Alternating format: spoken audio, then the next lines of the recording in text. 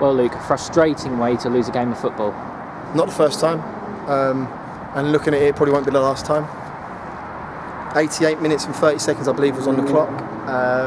1-0 up, looking not comfortable at any stage, but I felt that we were organised and doing ever so well in terms of the counter for them, the breakdown for them. We was honed in on their half. We won a lot of set pieces in their half, 3 throw-ons down in their final third, and to concede the first goal. The kid's done nothing all game, Danny Rowe, and he's, for me, one of the best players in the level in terms of his position, and he goes and gets himself a goal. Then you think, okay, swallow that, now let's go and be big and strong, and then within 45 seconds they go and win the game with Testamere. It stunk of Dagenham and Redbridge away from home. For 88 minutes I thought we was brilliant. I felt we listened to the game plan, implemented it superbly.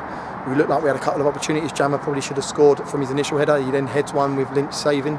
And we played a lot of the game in their half, the second half. And I thought everyone said you didn't deserve to lose it. I think if you give goals away like you did in the last 3 minutes, you deserve to lose any game of football. I'd rather it had been a set piece, a worldie, somewhere where they worked a little bit of pattern of play and bent it in the top corner. It was an individual error. Jamal Fyfield on 2 accounts. Very content just to punch the ball off for a throw-on as opposed to sending it down the line, and then didn't work his feet inside the 6-yard box for Testamere to go and score the winner. So frustration is probably my main sort of feeling at the minute. I felt that we were worthy of a draw minimum from the outset. I felt that we were very organised, very well drilled, but we've gone and lost the game again, and that takes us now from 9 points out of 33 on the road, which isn't good enough. Had we gone and lost 1-0, it'd be disappointing, but does it hurt a little bit more just purely because we had taken the lead? I thought we was good. I thought we were good in stages. I thought we stopped him playing. They didn't really have much of the ball. We made it a fight ball. He brought on some little intricate players in Testamere and Hemmings, Kellerman to obviously try and dominate the ball. I felt we dealt with it within the early stages of them substitutions. It's just that you can't legislate for an individual mistake. How can I legislate for Jamal Fyfield? How can I legislate for Femili Samley at Dagenham? I can't do it. Like I said, I'd rather have something where I can really work on in the training ground and go, look, this is how we're going to improve, this is where we're going to go to, but you can't. When do we get opportunities like Fylde did today? They had 2 of them. We offered them up 2 opportunities today. We don't get them.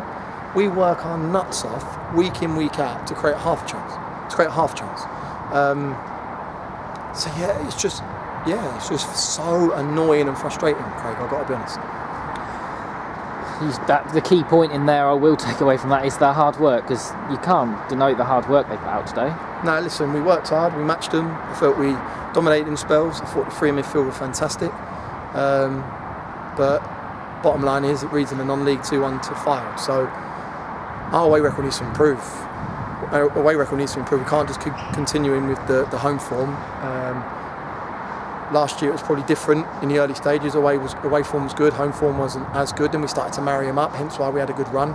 But we needed to come here, minimum take a result to stay on the coattails. I believe we're still sitting 10th. How we're 10th in the National League after conceding goals like that in that manner is beyond me. But beautiful thing, as I said to the group, we got Dover on Tuesday. We ain't got to wait another week to play a game.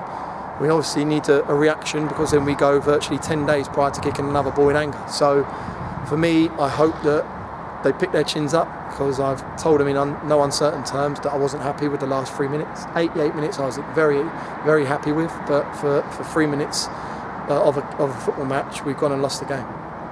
Fylde are chasing the playoffs this season. They've obviously got Danny Rowe up front. They've got the joint best defence in the league. So it was always going to be a tough one, wasn't it? Not for me. I felt that Jamal Fyfield should score the header. Kieran Murtagh's put a ball inside the 6-yard box that is screaming to be tapped in, and no one wants to take him up on the offer. For me, that's another goal. So I look at that, we could have come away with 3 goals here. And they weren't half chances, they were golden opportunities to go and score goals. And for me, like I said, we offer up oppositions opportunities where we don't never get, and that needs to change. Individuals need to take responsibility. I look at Ryan Huddock today. He's done fantastic. His kicking was unbelievable. Out of his hand was good.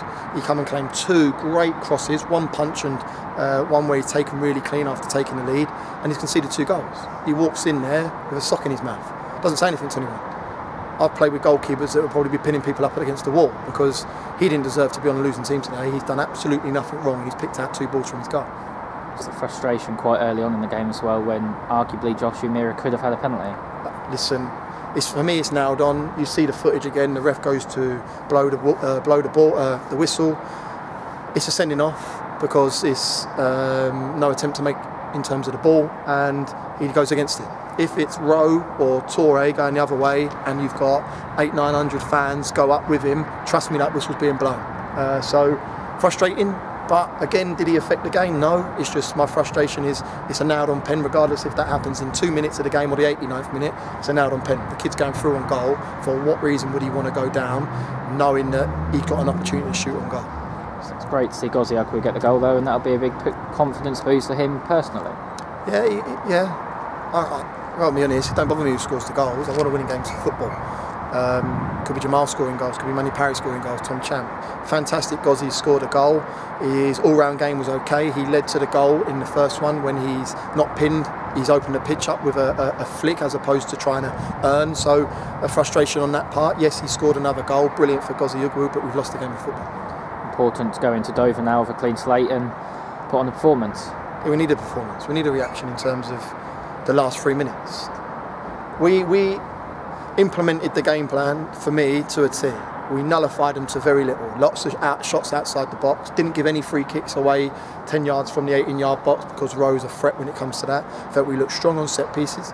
But you look at that and go, we've lost the game 2-1. So the game's 95, 96 minutes long. It's not 88 minutes long. So we need to learn that, because when we're 2-0 up against Dagenham in the FA Cup and they go and score 2 quick-fire goals, it's not good enough. When you're 1-0 away to Fylde and they go and score 2 quick-fire goals, it's not good enough. I would have put that up with our best away performance to date, and I thought we were very good at Solihull, but to implement what we did, nullify their strengths, that would have been a massive, massive result for me, but unfortunately we didn't finish the job.